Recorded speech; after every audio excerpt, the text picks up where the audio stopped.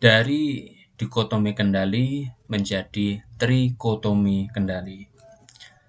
Sebagian dari kamu mungkin saat ini merasa tidak nyaman dengan pembagian kategori menjadi dua, seperti contoh sebelumnya.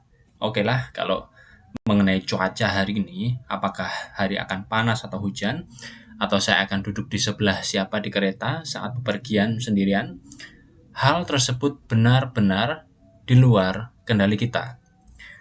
Namun, ikut memasukkan prestasi sekolah, pekerjaan, prestasi perlombaan, sampai relationship ke dalam kategori yang sama, yaitu tidak bisa dikendalikan, sepertinya sangat tidak memotivasi kita untuk berupaya dan bekerja keras.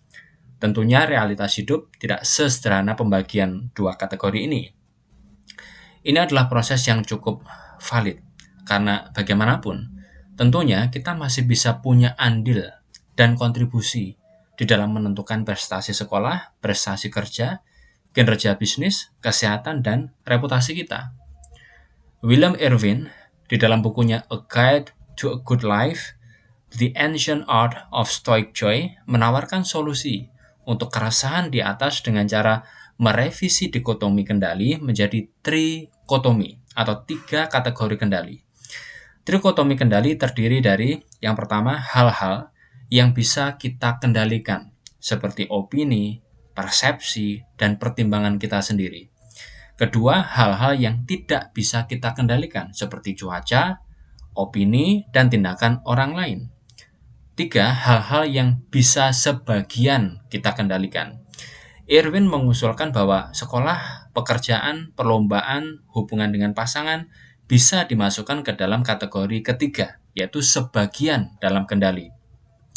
Bagaimana cara penerapan kategori yang ketiga ini di dalam hidup sehari-hari? Dengan memisahkan tujuan di dalam diri atau internal goal dari hasil eksternal atau outcome-nya. Contoh penerapan poin ketiga adalah sebagai berikut. Kamu menghadapi sidang skripsi. Kita tahu bahwa hasil dari sidang skripsi tidak bisa dimasukkan ke dalam kategori di bawah kendali kita, karena banyak faktor tak terduga di luar kendali kita, seperti mood dosen penguji hari itu, apakah laptop kita akan berfungsi atau tidak, dan lainnya. Akan tetapi, tentunya ada bagian dari pekerjaan skripsi yang masih berada di bawah kendali kita. Misalnya persiapan kita dalam memahami topik, presentasi yang kita siapkan, dan istirahat fisik yang cukup. Maka, Irwin menganjurkan kita untuk memisahkan hasil, yaitu sebagai hal yang di luar kendali kita, dari internal goal atau target bagi diri sendiri yang sepenuhnya berada di bawah kendali kita. Dalam contoh sidang skripsi, internal goal adalah belajar yang rajin, benar-benar memahami materi skripsi, latihan presentasi berulang-ulang, sampai presentasi PowerPoint yang dibuat cantik dan profesional. Sepanjang kita sudah berupaya maksimal di hal-hal ini, kita sudah melakukan hal yang bisa dilakukan di dalam kendali kita. Nilai dari skripsi kita adalah outcome atau hasil yang berada di luar kendali. Jadi menjadi stres dan khawatir mengenai hasilnya adalah hal yang irasional. Contoh lainnya lagi misalnya dalam berbisnis. Bisnis masuk ke dalam kategori sebagian berada di bawah kendali kita. Maka kita bisa memisahkan antara internal goal dan outcome atau hasil. Internal goal misalnya adalah tekad dan upaya kita memberikan produk atau jasa yang terbaik, melakukan promosi yang terbaik, menetapkan harga yang kompetitif, menyediakan layanan konsumen yang andal, dan lain-lain. Jika kita telah mengerahkan upaya yang sebaik-baiknya di hal-hal yang bisa kita kendalikan, maka itu sudah cukup. Kita bisa merasakan kepuasan, bahkan kebahagiaan, karena sudah mencapai tujuan internal yang kita tetapkan sebelumnya. Selanjutnya, apakah bisnis akan sukses atau tidak akan tergantung pada banyak faktor luar, seperti persaingan dan aturan pemerintah. Oleh karena itu, kita harus bisa menerimanya apapun hasilnya. Baik bisnis kita sukses atau gagal, kita masih bisa belajar darinya untuk memperbaiki hal-hal yang bisa dikendalikan.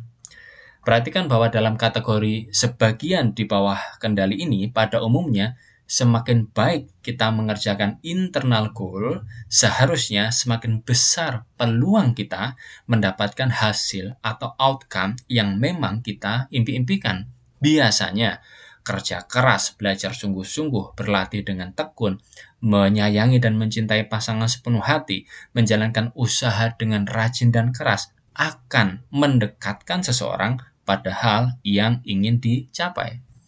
Dengan menyadari sepenuhnya bahwa outcome terakhir berada di luar kendali kita, maka saat mengalami gagal, kita tidak perlu meratapi 7 tahun lamanya, karena kita tahu sudah berbuat yang terbaik untuk internal goal tersebut berdasarkan persiapan yang kita lakukan. Berikut adalah contoh-contoh trikotomi kendali dalam bentuk tabel. Contoh hal-hal yang sebagian di bawah kendali kita. Perjalanan karir, internal goal atau target internal, yaitu dalam kendali kita atau layak menjadi perhatian kita, yaitu bekerja sebaik-baiknya, menunjukkan kompetensi kepada atasan atau kolega, menjalin kerjasama yang baik dengan kolega. Hasil atau outcome di luar kendali kita atau tidak layak menjadi sumber kekhawatiran dan emosi kita, diantaranya penilaian atasan, yaitu subjektif, tergantung dia. Keputusan pengangkatan jabatan, gosip atau politik kolega. Contoh hal-hal yang sebagian di bawah kendali kita, perlombaan olahraga atau kompetisi. Internal goal-nya adalah berlatih dengan keras, nutrisi yang baik, mempersiapkan kesehatan untuk perlombaan. Outcome atau hasil di luar kendali, performa lawan bisa lebih baik atau lebih buruk, kondisi lapangan saat bertanding, hal-hal lain seperti gangguan teknis, konsentrasi juri, dan lain-lain, sakit yang menyerang kita mendadak. Contoh hal-hal yang sebagian di bawah kendali kita, kesehatan, internal goal atau dalam kendali kita, olahraga yang cukup, tidur yang cukup, nutrisi yang cukup. Hasil atau outcome, yaitu di luar kendali kita, sehat, senantiasa, kecelakaan, infeksi penyakit, salah diagnosis dokter atau malpraktik. Sebagian dalam kendali kita, hubungan asmara atau pernikahan. Internal goal, perhatian yang cukup, kasih sayang dari kita, kesetiaan diri sendiri. Hasil atau outcome di luar kendali, perasaan pasangan, kesetiaan pasangan. Hal yang sebagian dalam kendali, berbisnis. Internal goal, profesional, tidak menipu pelanggan, memberi layanan terbaik bagi pelanggan, menjual barang dan jasa dengan kualitas yang baik, melakukan administrasi dan keuangan yang baik, menaati aturan dan membayar pajak, dan lain-lain. Hasil atau outcome di luar kendali diri, ada pelanggan yang membeli dari kita, kesetiaan pelanggan, kepuasan pelanggan, perubahan aturan pemerintah, bisa menguntungkan, bisa juga merugikan. Dalam situasi-situasi di atas dan situasi serupa lainnya, pemisahan antara internal goal dan outcome memiliki dua manfaat. Pertama, kita bisa memfokuskan energi dan kebahagiaan pada hal-hal yang ada di bawah kendali kita dan tidak pusing atau stres untuk hal-hal di luar kendali kita.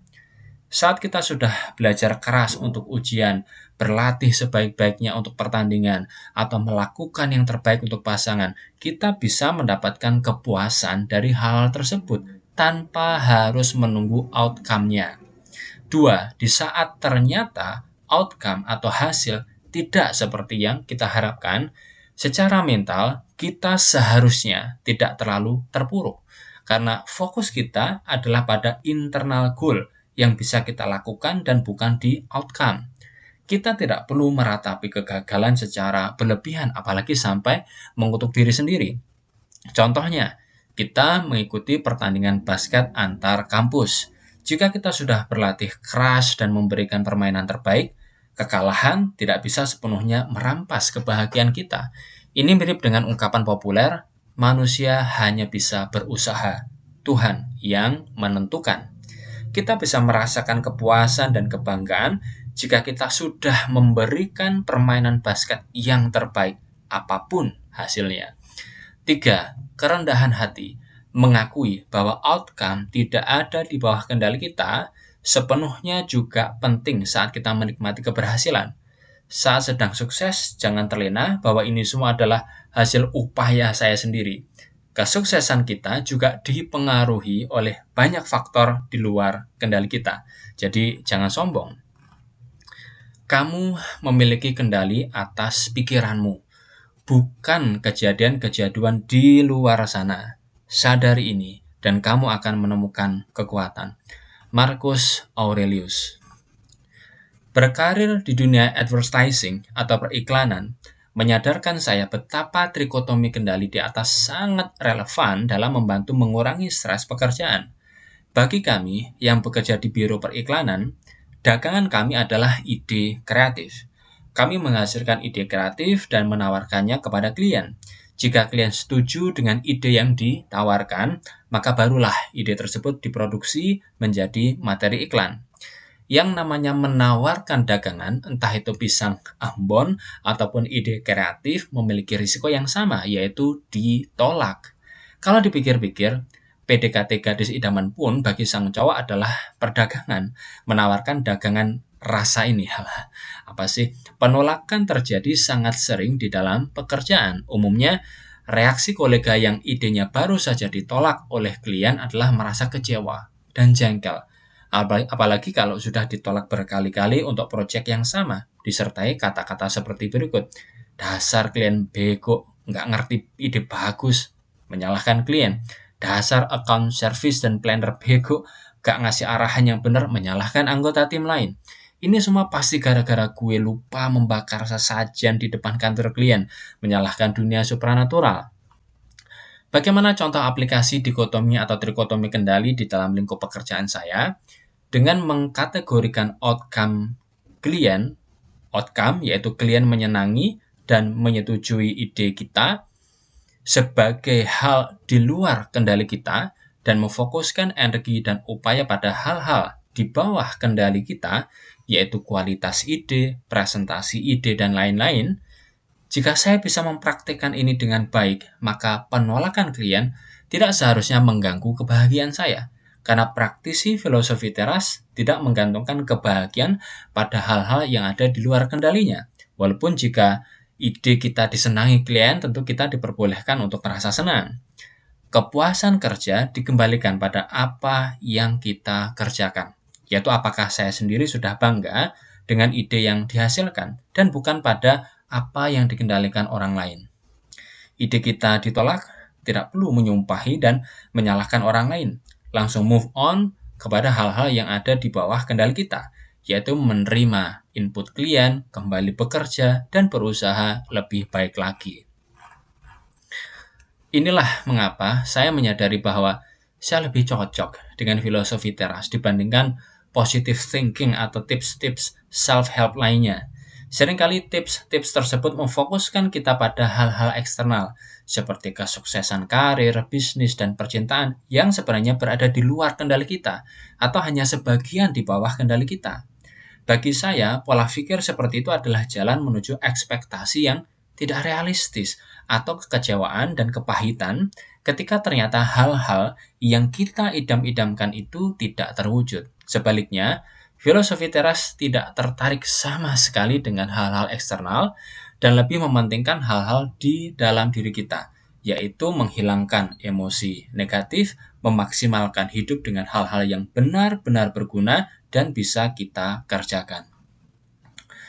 Tirani opini orang lain. Mari kita membahas mengenai salah satu dari hal di luar kendali.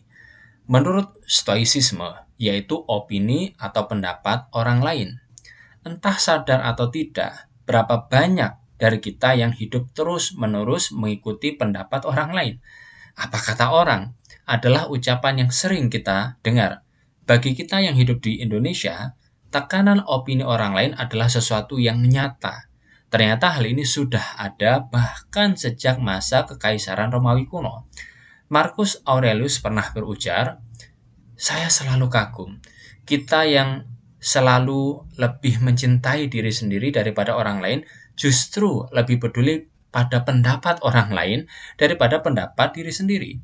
Jika dewa meminta seseorang untuk selalu mengucapkan apapun yang terlintas di pikirannya, niscaya orang itu tidak akan mampu bertahan sehari saja. Begitulah besarnya kepedulian kita akan pendapat orang lain dibandingkan pendapat kita sendiri. Tanpa kita sadar, seringkali kita berencana dan bertindak demi mengikuti pendapat orang lain. Baik itu keputusan-keputusan besar sampai keputusan-keputusan kecil. Misalnya, memiliki pacar. Gue diomongin orang nggak ya kalau pacaran sama doi? Cinta sih, tapi dia lusuh gitu. Gue jadi kelihatan sobat miskin. Memilih kuliah. Gue mau kuliah sesuai minat gue, tapi kalau gue masuk jurusan itu, gue dikatain B kok sama teman-teman gue. Memilih pekerjaan. Gue sebenarnya merasa nggak cocok kerja di perusahaan sekarang, tapi perusahaan ini keren banget di mata orang-orang. Jadi gue bertahan demi gengsi. Dan banyak pilihan-pilihan hidup lain yang membuat kita memprioritaskan pendapat orang lain dari pendapat diri kita sendiri. Jika kita mengira pengaruh pendapat orang lain hanya berdampak pada keputusan-keputusan besar saja, ini keliru. Bahkan pada hal-hal sepele yang kelihatannya tidak terkena pengaruh pendapat orang lain pun, kita tidak terbebas dari fenomena ini. Kehadiran media sosial membuat efek pendapat orang lain justru semakin dahsyat karena apapun yang kita post di media sosial bisa dinilai, disetujui, atau dicela oleh ratusan bahkan ribuan orang di internet. Coba jujur, berapa kali kita mempost sesuatu di media sosial dengan harapan mendapatkan banyak likes, views, dan menambah jumlah follower. Udah ngaku aja di dalam hati, saya pun sering begitu kok. Epictetus menyebutkan bahwa hal-hal yang berada di luar kendali kita itu bagaikan budak dan milik orang lain. Interpretasi saya adalah bahwa pendapat-pendapat orang lain tersebut bisa memperbudak kita. Saat kita terus-menerus ingin menyenangkan orang lain, ingin memenuhi ekspektasi orang lain, mendapatkan approval orang lain, meraih sebanyak-banyaknya likes dan views, tanpa sadar kita sudah diperbudak oleh pendapat orang lain. Dari pilihan baju, sepatu, sekolah, pilihan karir, pilihan politik, pilihan calon suami atau istri, jika semuanya dilakukan tidak dengan kebebasan, melainkan untuk menuruti pendapat orang lain, apa bedanya kita dengan budak? Memang apa salahnya sih hidup mengikuti pendapat orang lain, toh kita happy juga melakukannya, ribet amat hidup lo. Jika disanggah seperti ini, seorang filosof Stoa akan menantang balik, yakin kamu akan bisa merasa terus-menerus bahagia dengan cara ini? Ingatlah bahwa menggantungkan kebahagiaan kepada hal yang di luar kendali sesungguhnya sangat rapuh dan sangat berisiko berujung pada kekecewaan. Jika pendapat orang lain di luar kendali kita, artinya pertama, tidak akan ada habisnya untuk diikuti. Dan kedua, bisa berubah semau si pemilik pendapat. Contohnya begini, bayangkan jika kita terus-menerus berusaha mengikuti pendapat pacar. Pacar senang kamu berambut pendek, padahal kamu berambut panjang. Kemudian kamu turuti dengan memotong rambut. Pacar senang film Star Wars, padahal menurut kamu, semua film Star Wars bodoh sekali, tapi kamu tetap nonton. Pacar mau berhubungan seks, padahal kamu sebenarnya ingin menjaga keperawanan sampai menikah, tapi kamu ikuti kemauannya. Kemudian kamu hamil, lalu pacar kamu kabur. Akhirnya kamu tinggal sendirian dengan rambut pendek, koleksi film Star Wars, dan perut melendung. Semua karena kamu terus-menerus diperbudak pendapat orang lain. Contoh ini ekstrim tetapi relevan di banyak aspek hidup lain. Tentunya, ini bukan berarti stoicisme mengajarkan kita untuk menutup telinga sama sekali terhadap pendapat orang lain, karena kita harus bisa menerima kritik dan masukan yang membangun. Jika seseorang bisa membuktikan kekeliruan saya dan menunjukkan kesalahan saya dalam berpikir dan bertindak, saya dengan senang hati akan berubah. Saya mencari kebenaran yang tidak pernah melukai siapapun. Yang celaka adalah terus-menerus bertahan dalam menipu diri sendiri dan ketidakpedulian. Marcus Aurelius. Jadi umpan balik, nasihat, dan opini yang membangun dan memperbaiki diri kita sendiri tetap harus kita hormati dan dengarkan. Yang dipertanyakan oleh stoicisme adalah ketika kita mengira bisa bahagia dan damai dengan terus-menerus menyenangkan orang lain.